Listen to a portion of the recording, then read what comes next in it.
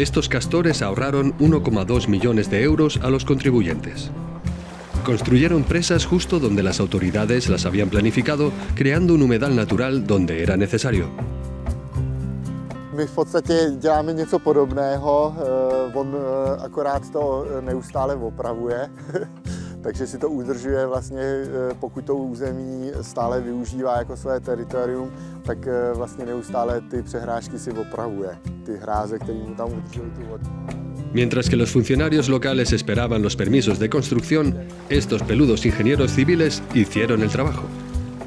On přece jenom má ten cit pro to území mnohem detailnější, než jsme schopní my při našem technickém pohledu na věc.